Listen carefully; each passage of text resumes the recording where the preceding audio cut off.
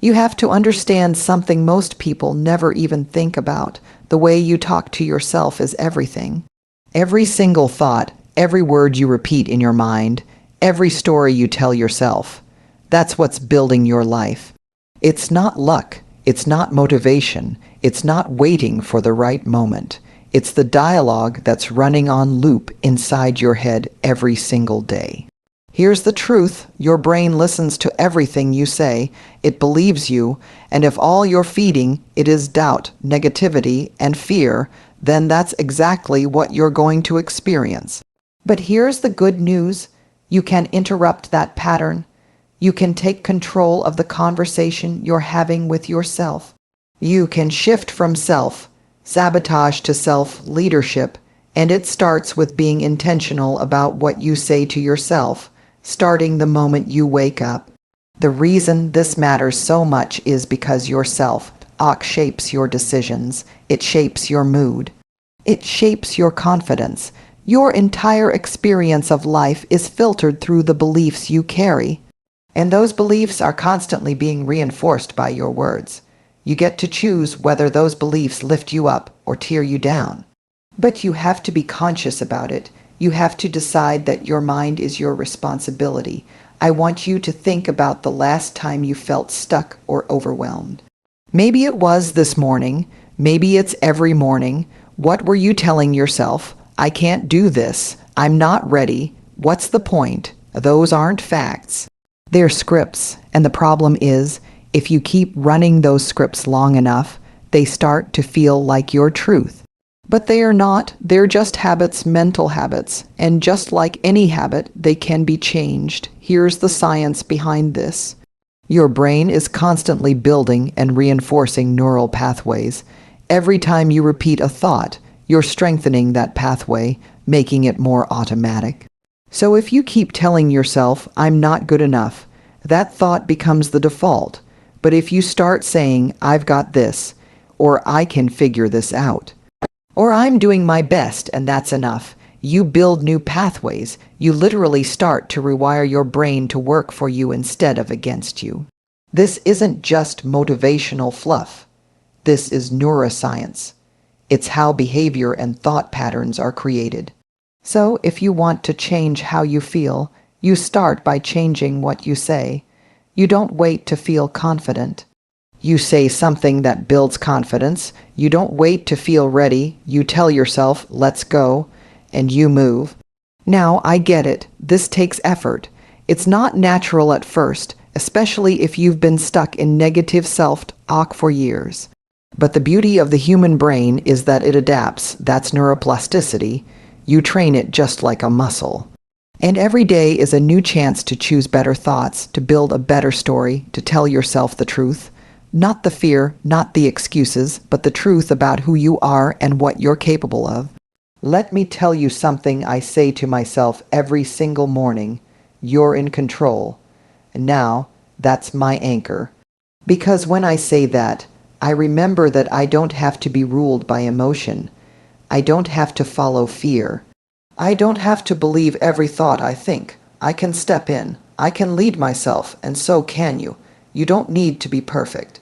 You don't need to have it all figured out, but you do need to show up for yourself. You need to stop tearing yourself down from the inside. Because if you don't back yourself, who will? If you don't speak life into your dreams, who will? If you don't remind yourself that you're strong, capable, resilient, then your brain will default to the doubt. It will default to fear, and you deserve better than that. So here's the bottom line. Your words are powerful. Use them wisely.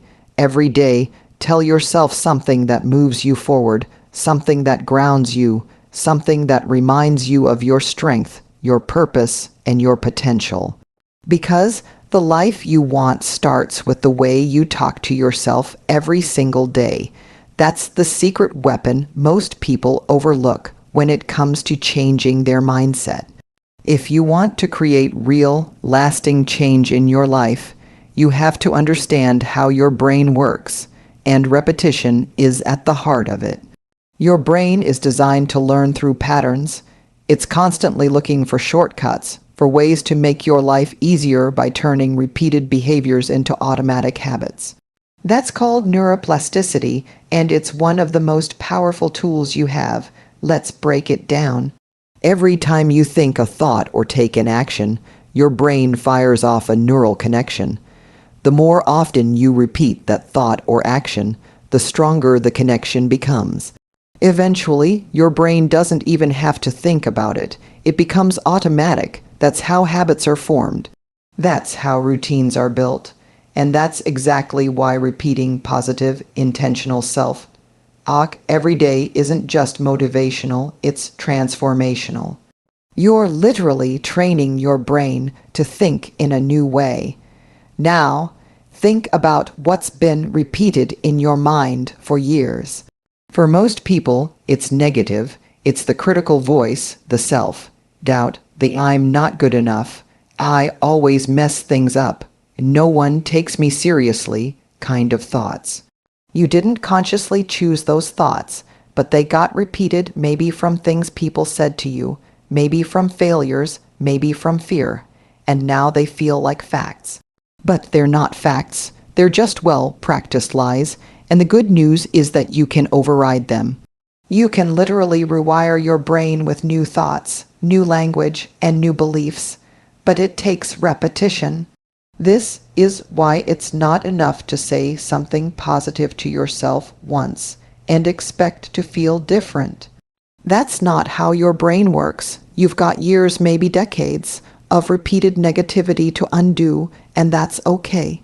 Because the moment you commit to doing the work, to showing up daily and telling yourself a better story, the shift begins. It doesn't happen all at once, but it does happen one intentional thought at a time. Imagine waking up every morning and starting your day by saying, I am in control of my choices. At first, it might feel weird. Maybe you don't believe it. That's normal, but you say it anyway. Every day, you anchor it into your morning, and slowly, your brain starts to recognize that pattern. It starts to believe it. The more you repeat it, the more natural it becomes, and one day, something happens.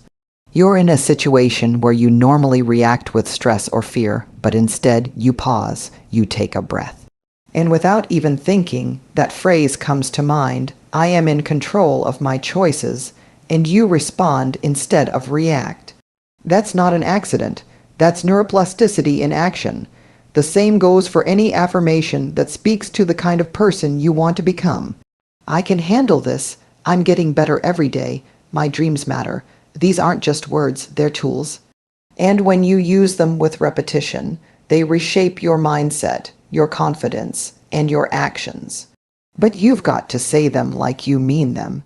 You've got to say them with intention, not just once a week, not just when you feel good, but every single day. There's this myth that if you say affirmations but don't believe them, they don't work. That's false. You're not doing this to trick yourself. You're doing this to build belief, and belief is built through repetition. You didn't wake up one day with self-doubt. It was built over time. So is confidence, so is courage, so is clarity. You earn those things through consistent, intentional practice. Let me tell you something you need to hear. Your brain is not your enemy. It's not trying to sabotage you. It's just doing what it's been trained to do. And that means you have the power to retrain it. But you have to show up every day. You have to be deliberate about what you say, how you say it, and how often you repeat it. Repetition is how you take control of your mindset. It's how you break the old patterns and create new ones. It's how you go from thinking I can't to knowing I will. So don't just say something positive once and expect a miracle. Say it until it becomes your truth. Say it until it becomes automatic. Say it until your brain rewires itself to match the future you're creating. Because when you harness the power of repetition, you don't just change what you think, you change who you become. Confidence is not something you're born with. It's not some magical trait that only a few lucky people have. Confidence is a skill. Just like riding a bike, just like learning a new language, just like building muscle in the gym, it can be developed, practiced, and strengthened over time. And the way you train this skill starts with how you talk to yourself every single day. We live in a world that makes you believe that confidence comes after you succeed, after you lose the weight, after you get the job, after you prove something. But that's backwards. Real confidence comes before the result. It's not the outcome that creates confidence. It's the belief that you can handle whatever comes next, and that belief is built through action, through repetition, and through how you speak to yourself when no one else is listening. Let's be real, you're not always going to feel confident, you're not always going to feel ready, and that's okay because confidence isn't about feeling ready. It's about choosing to show up anyway. Every time you tell yourself, I can figure this out, or I don't have to know everything to start, or I've done hard things before and I can do this too. You're building the mental foundation that confidence stands on. The biggest mistake people make is waiting for confidence to show up before they take action. But confidence doesn't work that way. It's built through action, not before it. You act first. You step into the unknown. You push yourself out of your comfort zone, and then you prove to yourself that you're capable. That's how you gain confidence. It's a loop. Action creates evidence, and evidence builds belief. The more often you do something hard, the more your brain starts to understand that you can handle discomfort, that you won't break, that you're stronger than you think. But none of that happens if you keep waiting to feel confident first, and this is where self-talk comes in. Because every time you face something uncomfortable or unfamiliar, your brain will look for reasons to back away. That's its job, to keep you safe, to keep things familiar, but safety doesn't equal growth. If you want to grow, you have to override the fear-based thinking with intentional, empowering self-talk. That's how you lead yourself through the fear. That's how you practice confidence. Confidence is a skill, and like any skill, it gets stronger with use. Think about someone who's great at public speaking. You might think they're just a natural. No, they've practiced. They've failed, they've stumbled through speeches, but they didn't give up. They talked themselves through the nerves, through the fear, through the doubt. And every time they got back up, they added another layer of confidence. You can do the same in any area of your life, your career, your relationships, your goals. But only if you stop telling yourself you're not the kind of person who can. You are. You just haven't practiced enough yet. So what do? You start small. You speak to yourself with intention. You remind yourself that confidence is not about perfection. It's about progress. You say things like, I'm learning, or this is new, and that's okay, or I don't need to be perfect to be proud of myself. These aren't fluffy affirmations. They are mental tools.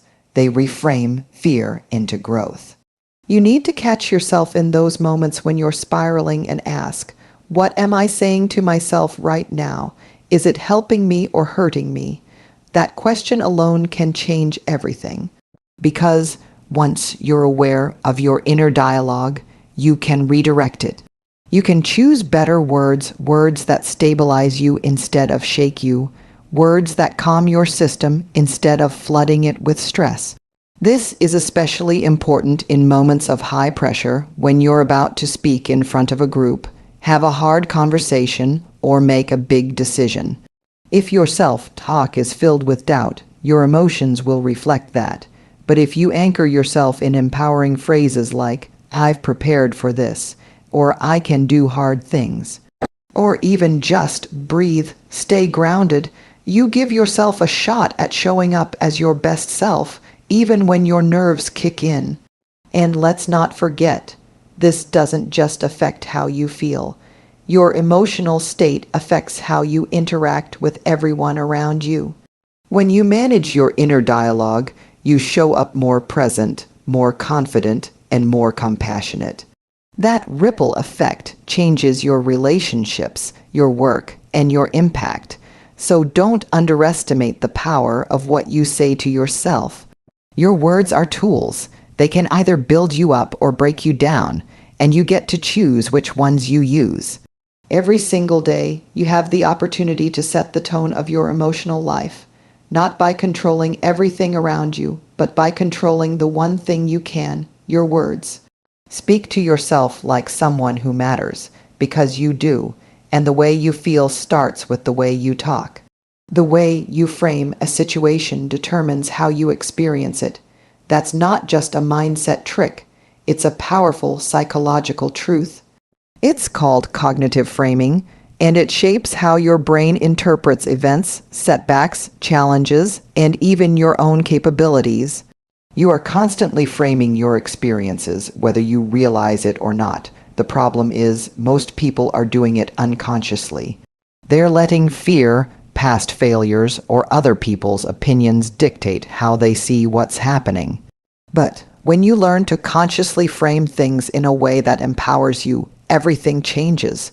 Your mood, your decisions, your behavior, and your results. Here's the deal, your brain is like a giant filter. It can't possibly process everything happening around you. So it uses shortcuts to determine what's important. That shortcut is the frame you're using. If you frame a challenge as a threat, your brain activates a stress response. It narrows your focus, spikes your anxiety, and pushes you into survival mode.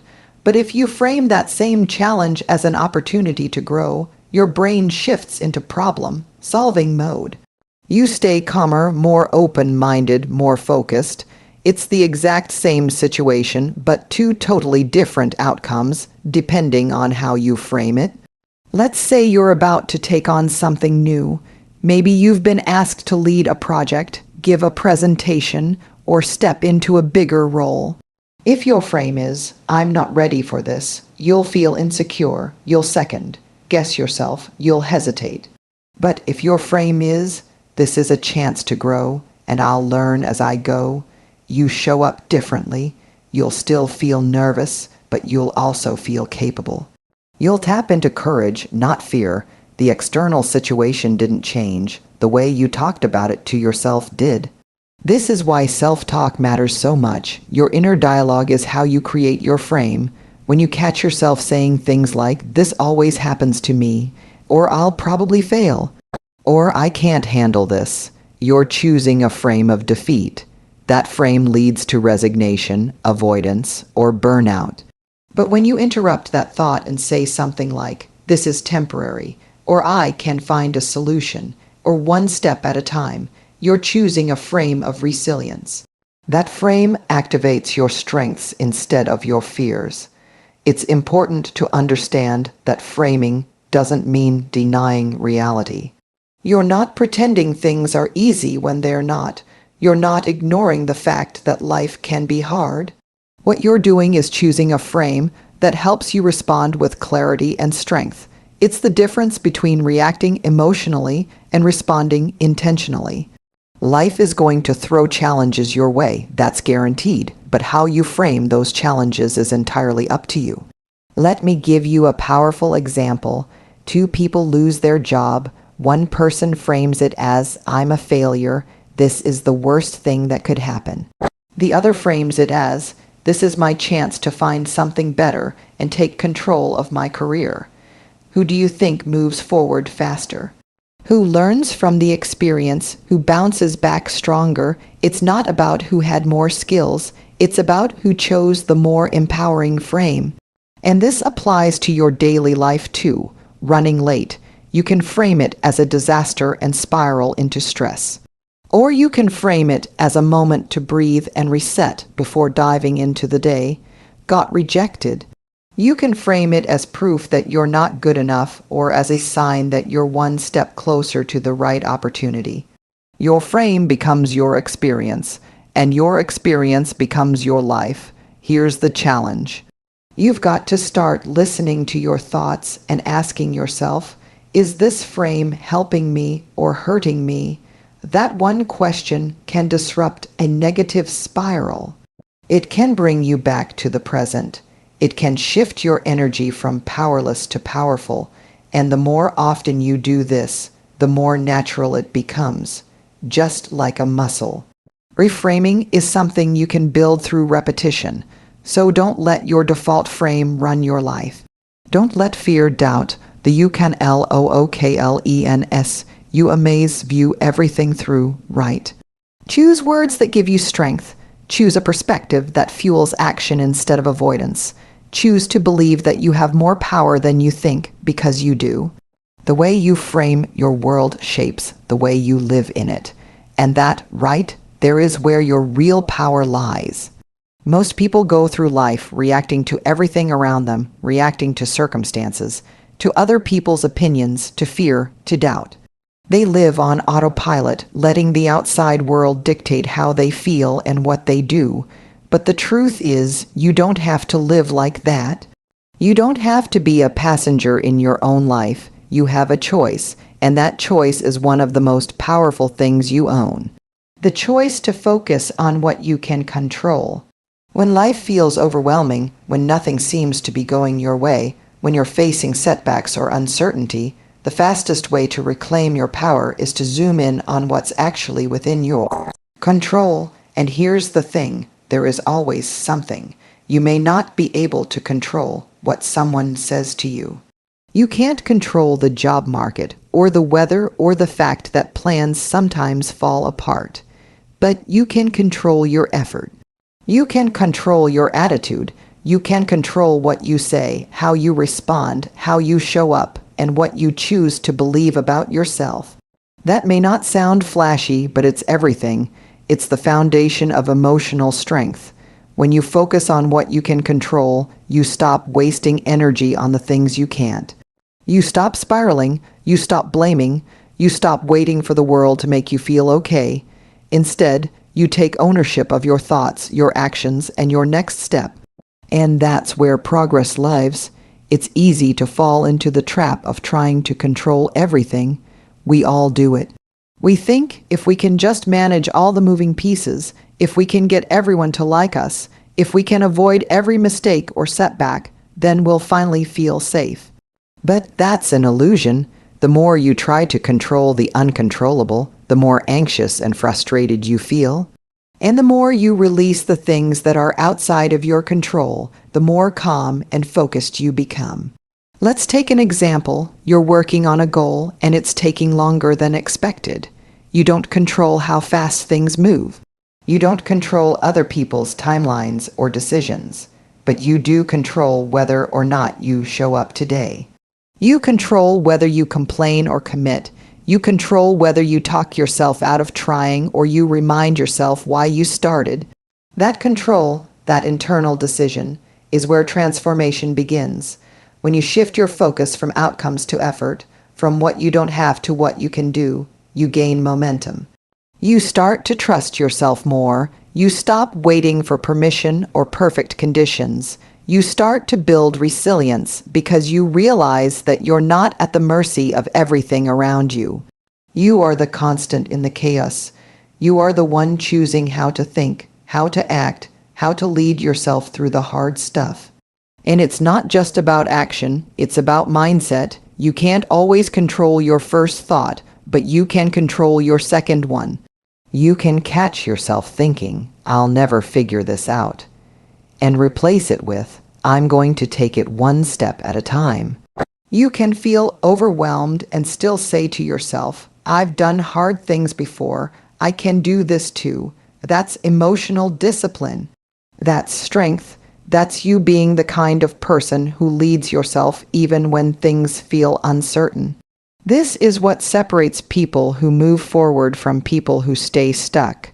It's not luck. It's not talent. It's the ability to focus on what's in your hands and let go of the rest. Every day, you wake up with a choice. You can complain or take action. You can dwell on what went wrong or focus on what's next. You can give your power away or you can own it. So start asking yourself, what is in my control right now? What can I do with what I have where I am in this moment? Maybe it's taking a small step. Maybe it's adjusting your attitude. Maybe it's reminding yourself that one setback doesn't define the story. Whatever it is, do that, and do it again tomorrow, and the day after that. Because when you consistently focus on what you can control, you start to feel more capable, more confident, and more grounded no matter what life throws at you. This is how you build a life you're proud of, not by waiting, not by wishing, but by owning your power day by day, decision by decision. That's how you move forward, that's how you grow, and that's how you win. One of the biggest traps we fall into is believing that our past defines us, that the mistakes we've made, the failures we've experienced, the things that didn't go the way we hoped somehow become the limit of what we're allowed to do next. But that's not true. Your past is not your potential. Your past is a chapter, not the whole story. And if you keep rereading the same chapter over and over, you'll never move forward to the part where things start getting good. We've all messed up. We've all made decisions we wish we could take back. We've all had times when we felt stuck, lost, or like we weren't good enough. But just because you've been there doesn't mean you have to stay there. The only way your past has power over you is if you keep dragging it into your present. If you keep repeating the same story to yourself, I always screw things up, or I'm not the kind of person who can do this, or I tried before and failed, so why bother? Then of course you're going to feel stuck. That story becomes a cage. And you're the one holding the key. You don't need permission to move forward. You don't need to wait for the perfect conditions or for someone to say, "It's your time now." You get to decide that right now. You get to say, "I've learned from what happened. I'm stronger because of it, and I'm not going to let it define what I do next." That's what growth looks like. It's not about pretending the past didn't happen. It's about owning it, learning from it, and refusing to let it control you. There's a reason the windshield is bigger than the rear view mirror, because where you're headed is more important than where you've been. Yes, glance at the path, reflect on it, learn from it, but don't stare at it. Don't get stuck in regret. Don't let guilt or shame hold you hostage. You are not your worst decision. You are not the version of yourself that didn't know what you know now. You've grown, you've changed, and you're allowed to become someone new. One of the most powerful things you can do for yourself is to say, "I forgive myself." That doesn't mean excusing what you did. It means refusing to carry the weight of it for the rest of your life. It means giving yourself the freedom to try again, to rebuild, to rise, because that's what you deserve. Everyone falls, everyone fails, but not everyone gets back up. The people who do, the ones who rise, they're not better than you. They just made a different decision. They chose to stop letting the past be the excuse. So ask yourself, what are you still holding on to? What story from your past are you using to keep yourself small? Is it a failure, a relationship, a time you gave up too soon? Whatever it is, it happened, it's done, and it doesn't get to steal your future unless you let it. The moment you decide to stop living in the past is the moment you reclaim your power. And that decision, that's 100% in your hands. Start speaking to yourself like someone who's allowed to grow, who's allowed to evolve, who's allowed to rewrite the story. Say to yourself, that version of me did the best they could with what they knew, but I'm not that person anymore. I've got new tools, new awareness, a new level of strength. That kind of self-talk will change your life because it shifts you from stuck to empowered, from victim to creator. Look, you can't change the past, but you can absolutely change the meaning you attach to it. You can choose to see it as proof that you survived, proof that you learned, proof that you're still here and still fighting. And that matters. That means something. The fact that you're still standing means you have more chapters to write. And maybe, just maybe, the most powerful parts of your story haven't even happened yet. So stop living like your best days are behind you. Start acting like they are still ahead, because they are. The past is over. The lessons stay, but the shame doesn't have to. You've got today, you've got right now, and that's more than enough to begin again. Not because everything's perfect, but because you're finally ready to believe that your future doesn't have to look like your past. You're not stuck, you're just early in the process of becoming who you're meant to be. Keep going, keep growing. And whatever you do, don't look back.